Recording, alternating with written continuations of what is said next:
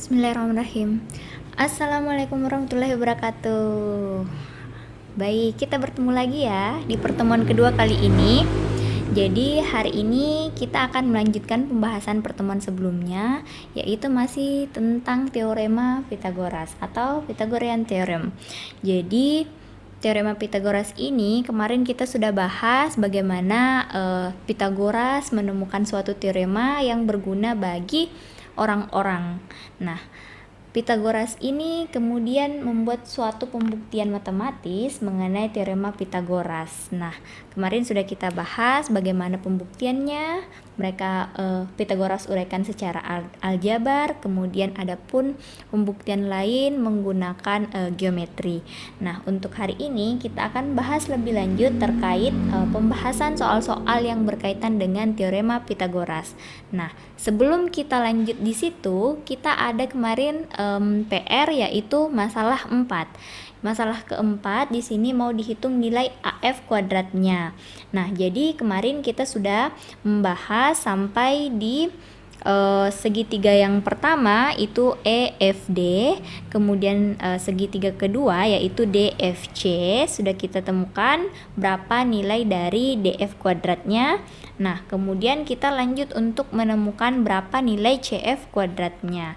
Berarti di sini kalau kemarin itu kita menemukan DF kuadratnya sama dengan 161, maka untuk CF kuadratnya maka kita peroleh adalah 125.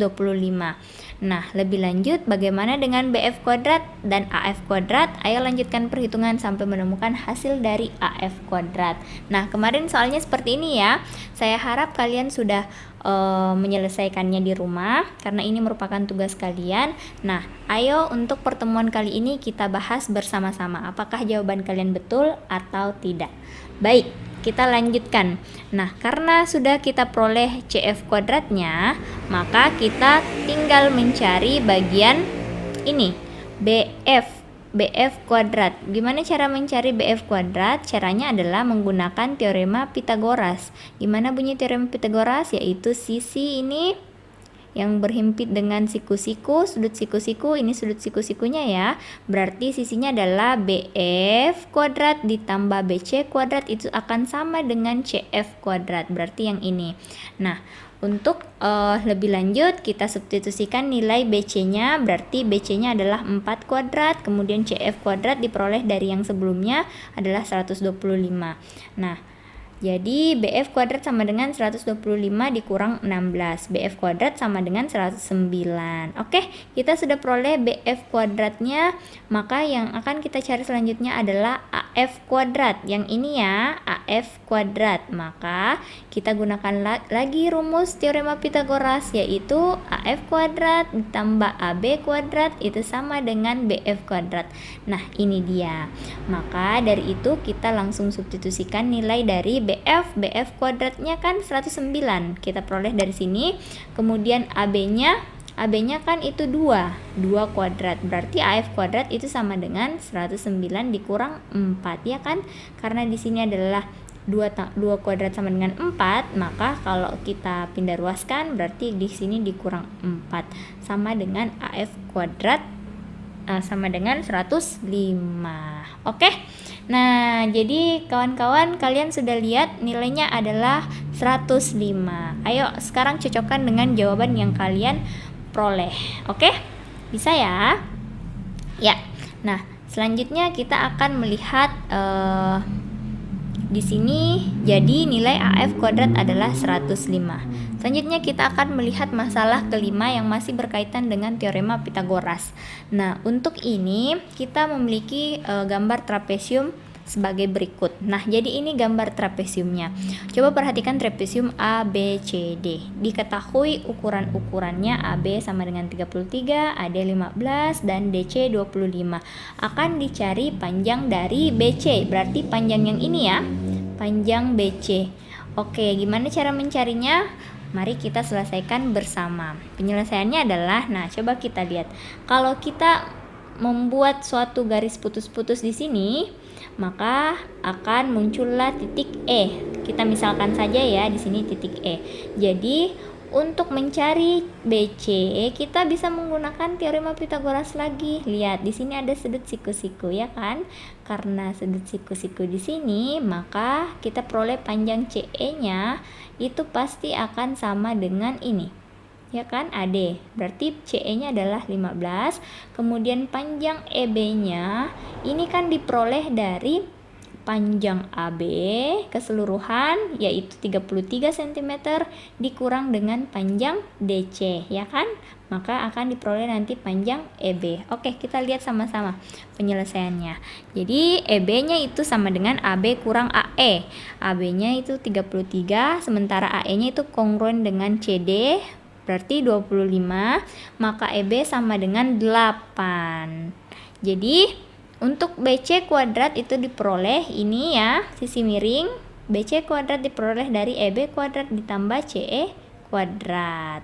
Sama dengan 15 kuadrat tambah 8 kuadrat, hasilnya adalah 289. Akar dari 289 adalah 17 cm.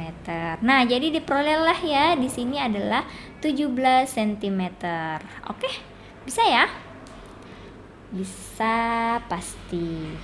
Oke, jadi ini masalah ke-5 yang berkaitan dengan teorema Pitagoras. Nah, kita lanjut lagi di masalah ke-6. Nah, coba perhatikan masalah ke-6 di sini. Dalam suatu permainan benteng-bentengan, kalian berada 50 meter sebelah utara dan 20 meter sebelah timur dari benteng kalian. Sementara itu, benteng lawan berada 80 meter di sebelah utara dan 60 meter di sebelah timur dari benteng kalian. Hitunglah jarak antara kalian dan benteng lawan. Nah, sekarang kalian pikirkan dulu. Misalkan kalian bermain sebuah benteng-bentengan. Kalian tahu kan? Coba kita lihat dulu gimana cara menentukan arah utara dan selatan. Kalian pernah melihat mata angin? Kalau mata angin biasanya digambarkan seperti ini. Berarti anggaplah ini utara. Kemudian setelah utara ada timur. Setelah timur ada selatan, oke, lalu barat. Di sini adalah barat. Utara, timur, selatan, barat. Nah, jadi nanti kalian coba pikirkan, misalnya benteng kalian letakkanlah dimanapun itu benteng kalian. Kemudian kalian berada, misalnya benteng kalian di sini, letakkanlah, atau benteng kalian tepat di sini di titik 0,0 dalam suatu koordinat. Nanti kalian letakkan posisi kalian berada dari mana, dari di arah mana, dari arah mana dari benteng tersebut. Oke, kita lihat saja langsung pembahasannya ya. Nah, jadi penyelesaiannya adalah, nah coba kalian perhatikan di coba kalian lihat di ini, di diagram Cartesius berikut ini. Nah, ini adalah diagram Cartesius yang menunjukkan arah utara di sini, timur ke sini, selatan ke bawah, dan barat ke kiri. Nah, sementara itu benteng kalian ini diletakkan di koordinat titik 0,0 ya. Coba lihat koordinatnya di 0,0, berada pada titik sini. Nah, selanjutnya kalian itu berada pada 50 meter sebelah utara, berarti ke atas ya kan, 50 meter. Kemudian 20 meter sebelah timur, berarti kita ke kanan ke arah timur 20 meter. Nah, berarti posisi kalian berada di sini. Oke? Ini ya kalian, titik ini. Nah, selanjutnya kita akan menentukan benteng lawan itu berada di mana. Benteng lawan itu berada 80 meter sebelah utara, kemudian 0 sampai 80, oke. Kemudian 60 meter sebelah timur, berarti ke kanan lagi 60 meter. Nah, dari benteng kalian. Berarti ini jaraknya dari sini ya tadi. Nah, berarti di sini benteng lawan. Nah, sekarang yang mau kita cari berapa jarak dari sini kalian ke benteng lawan. Berarti ini ya jarak yang akan kita cari. Caranya mencari tentu menggunakan Pitagoras, siku-sikunya di sini ya kan. Nah, jarak 40 meter ini diperoleh dari mana? Diperoleh dari di sini. jarak benteng lawan tadi ke arah timur kan 60, berarti 60 kurang 20, hasilnya 40. Sementara tadi jarak benteng lawan dari benteng kalian itu ke utara itu kan 80 kurang 50, hasilnya 30. Nah, berarti kita bisa peroleh nilai, misalnya ini jarak kalian dengan benteng lawan itu saya misalkan X yang mau kita cari, berarti X kuadrat kan itu sama dengan ini ya, 40 kuadrat ditambah 30 kuadrat. Nah, berarti X sama dengan akar 40 kuadrat ditambah 30 kuadrat sama dengan akar 2500 sama dengan 50 meter. Oke deh, jadi jarak antara kalian dan benteng lawan adalah 50 meter. Paham semua yang ini ya? Bisa kan? Nah, selanjutnya kita akan melihat lagi untuk contoh ketujuh, yaitu masalah ketujuh. Nah, di sini ada suatu pesawat, berarti ada 2 buah pesawat terbang melintasi kapal induk. Kapal induk ini di lautan, sementara pesawatnya ada di langit. Berarti suatu radar yang berlokasi sejauh 9 km dari kapal induk itu mendeteksi bahwa posisi kedua pesawat tempur tersebut berjarak 10 km dan 12 km dari radar. Nah, berarti posisinya itu dari radar dia 10 dan 12 km. Tentukan jarak kedua pesawat diukur berdasarkan ketinggiannya. Oke, nah jadi soalnya seperti itu. Baik, kalau kita bentuk bagaimana geometrisnya, berarti kita bisa buat seperti ini. Nah, coba perhatikan ya. Ini merupakan radar ya. Titik di sini adalah titik radarnya. Kemudian jarak antara ini dengan B ini adalah kapal induk. Kapal induk di sini titiknya B. Nah, sementara itu C di sini adalah pesawat yang pertama ya kan? Karena jarak radar dari kapal induk berjarak 9 km, sementara jarak radar dari pesawat yang pertama berjarak 10 km, kemudian jarak radar dari pesawat yang kedua berjarak 12 km di sini. Nah, berarti yang mau kita cari adalah tingginya ini, jarak antara D dan C, jarak antara pesawat pertama dengan pesawat kedua. Jadi ini yang kita mau cari. Cara mencari ini bagaimana? Adalah tinggi keseluruhan dari kapal induk ke pesawat kedua dikurangi dari pesawat tempur yang pertama ke kapal induk. Bisa paham? Jadi jaraknya ini kita bisa cari dari selisih antara panjang keseluruhan ini kemudian dikurang dengan panjang yang ini. Nah, gimana cara mencari panjang-panjang tersebut adalah menggunakan Pitagoras, karena siku-sikunya di sini. Berarti kita bisa mencari CB dan DB. Oke, kita lihat penyelesaiannya ya. Berarti yang pertama adalah kita mencari ini CB atau BC. BC kuadrat itu kan sama dengan sisi miring dikurang sisi ini yang mengapit siku-siku, berarti 10 AC kuadrat dikurang AB kuadrat sama dengan 10 kuadrat dikurang 9 kuadrat itu sama dengan 19. Nah, berarti BC nya sama dengan akar dari 19. Nah, kita asumsikan dia 2 desimal, kita ambil 2 desimal angkanya, maka akan menghasilkan 4,35. Oke, bisa ya. Nah, selanjutnya kita akan mencari DB atau BD. Nah, BD di sini kuadrat itu sama dengan AD kuadrat ya kan? Ini kan sisi miringnya. Sisi miringnya adalah 12 pangkat 2 dikurang 9 kuadrat AB kuadrat ya kan, sama dengan ini 63.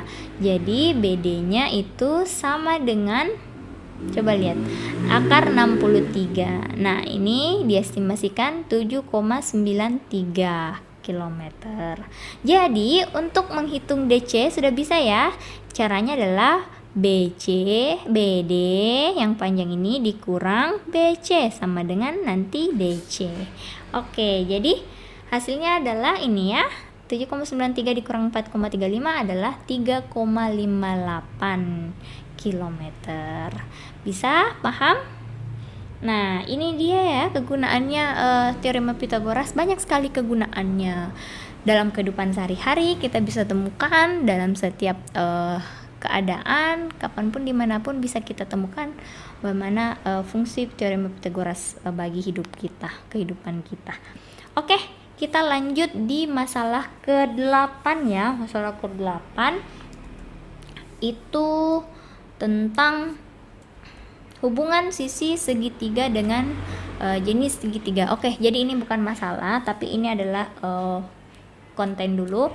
Jadi ini terkait dengan hubungan sisi segitiga dengan jenis segitiga. Jadi bagaimana hubungan antara sisi segitiga dengan segitiga, jenisnya, jenis apa segitiga tersebut. Oke, kita lihat dulu. Nah, jadi yang pertama, kalian bisa lihat di sini yang pertama, segitiga ABC ini. Nah, kalau kita lihat, coba perhatikan, ini kan sudut C, oke? Sudut C, kemudian ini sudut B, ini sudut A. Sisi yang berada di depan sudut A dinamakan sisi A, tulisannya A kecil. Sisi yang berada di depan sudut B dinamakan B kecil. Sisi yang berada di depan sudut C itu dinamakan C kecil, oke? Nah, sekarang di sini ada pernyataan bahwa A kuadrat ditambah B kuadrat itu lebih besar dari C kuadrat. Nah, berarti C-nya ini ya, sudut C-nya ini sama dengan ini lebih kecil dari berarti ini panjangnya ya, panjang C-nya, C kuadrat itu lebih kecil dari ini B kuadrat tambah A kuadrat. Nah, sementara yang ini panjang C-nya ini, sisi miringnya ini sama dengan A kuadrat ditambah B kuadrat. Ini sama dengan A kuadrat tambah B kuadrat. Nah, sementara yang ini panjang sisi miringnya ini adalah lebih besar dari A kuadrat ditambah B kuadrat. Jadi ini ya, ada sisi miringnya yang lebih kecil, ada yang sama dengan, kemudian ada yang lebih besar. Nah, kalau yang sama dengan tadi kita sudah gunakan ya dari awal, itu berarti dia sudut nih, di sini sudut C-nya adalah siku, ya kan? Nah, kemudian kalau C-nya ini lebih kecil, maka C kuadratnya ini lebih kecil, maka sudutnya di sini adalah sudut lancip. Sementara itu kalau di sini C-nya kuadrat itu lebih besar, maka di sini adalah sudut tumpul. Oke, bisa ya? Jadi kesimpulannya adalah kaitan antara panjang sisi dan segitiga bisa kita lihat atau bisa kita tentukan apakah dia segitiga siku-siku, lancip atau tumpul dengan melihat sisi-sisinya. Jadi kalau sisi miringnya ini lebih kecil dari panjang jumlah kuadrat A ditambah dengan kuadrat B, itu maka dia akan menjadi segitiga lancip. Apabila panjang sisi miringnya ini dikuadratkan itu sama dengan kuadrat A kuadrat B, maka dia adalah segitiga siku-siku. Nah, sementara apabila panjang sisi miringnya ini kuadrat itu lebih besar dari A kuadrat ditambah B kuadrat, maka dia adalah segitiga tumpul. Oke, paham ya? Baik. Kita akan lihat contoh soal yang berkaitan dengan hubungan sisi segitiga dengan jenis segitiganya. Oke, kita lihat dulu ya contoh soalnya. Contoh soalnya bagaimana? Nah, yang pertama di sini ada masalah 8. Suatu segitiga dengan panjang ketiga sudutnya berturut-turut adalah 17 cm, 25 cm, dan 38 cm. Apakah segitiga yang dimaksud adalah segitiga siku-siku? Nah, apakah segitiga itu adalah segitiga siku-siku? Nah, ayo coba kita lihat penyelesaiannya seperti apa. Nah, misalkan panjang sisi terpanjang adalah C. Coba lihat yang mana terpanjang, apakah 17, 25, atau 38? Oke, tentu 38 ya. 38 cm ini merupakan sisi terpanjang. Jadi kita misalkan 38 cm ini adalah C. Maka C kuadrat ini sama dengan 38 kuadrat, hasilnya adalah 1444 cm pangkat 2. Nah, selanjutnya kita lihat lagi untuk A kuadrat dan B kuadrat. Nah, apakah dia lebih besar atau lebih kecil atau sama dengan C kuadrat? Coba kita lihat. A kuadratnya misalkan A-nya adalah ini ya 17, kemudian B-nya adalah 25, berarti 17 kuadrat ditambah 25 kuadrat itu sama dengan 289 tambah 625. Nah, hasilnya adalah 914. Nah, coba perhatikan. A kuadrat tambah B kuadratnya adalah 914. Sementara C kuadratnya adalah 1444. Jadi, A kuadrat tambah B kuadrat itu lebih kecil dari C kuadrat. Ya kan? Kurang dari C kuadrat. Artinya apa? Artinya dia adalah segitiga tumpul ya, karena syaratnya ini yang dipenuhi, C kuadrat itu lebih dari A kuadrat tambah B kuadrat. Oke, bisa dipahami? Oke, baik, kita lanjut di masalah ke-9. Nah, di sini masalah ke-9 ada soal pilihan ganda. Suatu bangun, coba lihat, ada bangun ini balok namanya ya, balok. Kemudian ada suatu daerah yang diarsir di sini, daerah yang diarsir. Nah, yang mau kita cari adalah luas daerah yang diarsir tersebut, bagaimana luasnya. Oke, coba kita bahas bersama-sama. Nah, yang pertama adalah kita ketahui bahwa lebar dari balok ini adalah 10, ya kan? Berarti kita sudah tahu ini 10. Selanjutnya, kita ketahui bahwa panjangnya adalah 40, sementara tingginya adalah 30, ya kan? Karena di sini 30 tingginya, berarti di sini juga 30. Berarti di sini juga tentu 30. Oke. Nah, sekarang lanjut kita lihat, berarti di sini adalah 30 ya, 30. Di sini adalah 30. Berarti kalau seperti ini, kalian lihat di sini bisa siku-siku ya, antara sudut ini dengan sudut ini. Di sini bisa siku-siku. Berarti anggaplah ini A, di sini B,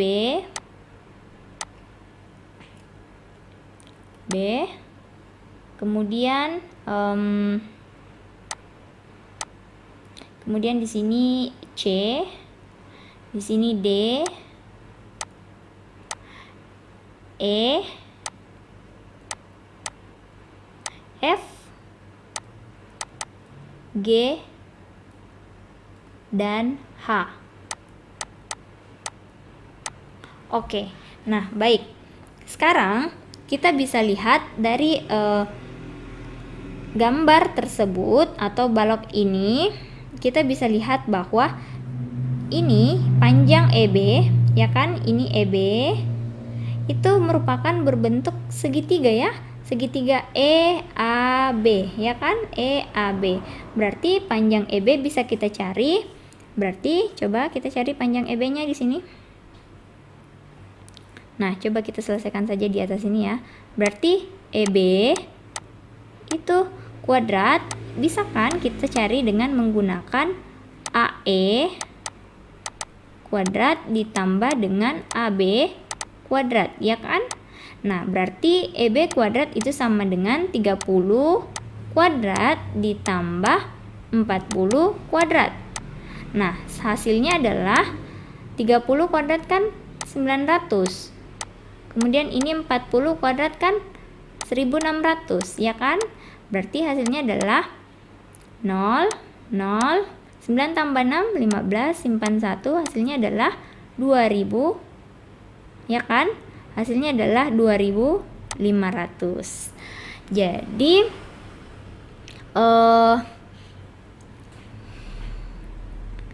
berarti hasilnya adalah 2500. Berarti kita bisa mencari EB-nya. EB-nya sama dengan akar dari 2500. Oke. Jadi kita sudah ketahui bahwa EB-nya itu akar dari 2500. Akar 2500 ini berapa? Kalau kita elaborasi ini berarti 5 ya. 5 Coba 5 kali 5 kan 25. Oke. Kemudian 50 kali 50 berarti 2500. Berarti di sini 50 cm.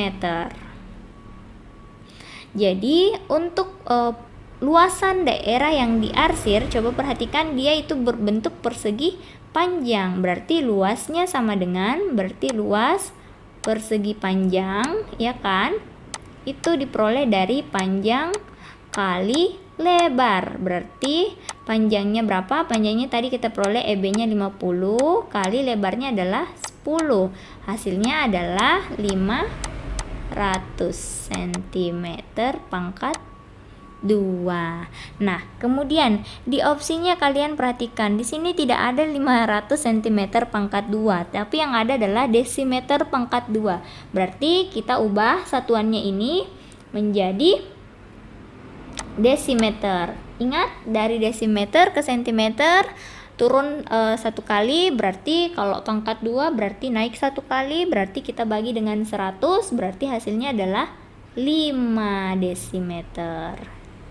Ingat ya, dari kilometer, hektometer, dekameter, meter, desimeter, sentimeter, dan milimeter. Nah, kita berada di sentimeter di sini. Untuk menuju ke desimeter, maka kita dibagi. Nah, berapa dibaginya? Dibagi 10, tapi karena dia pangkat 2, maka dibagi 100. Jadi hasilnya di sini adalah 5 desimeter pangkat 2. Oke? Ya. Sudah ya, sudah selesai ya. Berarti di sini 5 desimeter pangkat 2. Oke. Jadi jawabannya adalah A. Oke, kita lanjut di masalah ke-10. Nah, masalah 10 di sini kalian coba perhatikan, di sini ada suatu limas T A B C D di samping, oke, ini ya limasnya. Kemudian alas limasnya itu berbentuk persegi dengan panjang sisinya 14. Berarti kalau AB-nya 14, BC-nya 14, CD-nya 14, dan AD-nya harus juga 14. Sementara tinggi limas ini adalah TO. TO-nya di sini adalah 24. Berarti di sini adalah 24. Di sini ya panjang TO. Nah, lanjut kita mau cari panjang TE. Berarti yang ini, yang miring ini. Oke. Berarti kita bisa menggunakan teorema Pitagoras. Siku-sikunya di sini. Berarti harus cari dulu berapa panjang OE. Kemudian nanti kalian kuadratkanlah, TO kuadrat tambah OE kuadrat sama dengan TE kuadrat. Nanti hasilnya ada di sini salah satunya. Oke, baik. Masalah ke-10 ini adalah tugas untuk kalian. Silahkan dijawab. Kita akan bahas pembahasannya pada pertemuan berikutnya. Nah, saya harap kalian bisa belajar dengan baik untuk agar supaya ilmu ini dapat bermanfaat bagi kalian dan bisa kalian gunakan dalam kehidupan sehari-hari tentunya. Oke, terima kasih untuk hari ini. Referensinya saya peroleh dari sini. Kemudian semoga ilmunya bermanfaat dan see you in the next meeting, di pertemuan berikutnya, yaitu pertemuan ketiga. Untuk hari ini cukup. Terima kasih banyak. Assalamualaikum warahmatullahi wabarakatuh. Thank you for watching.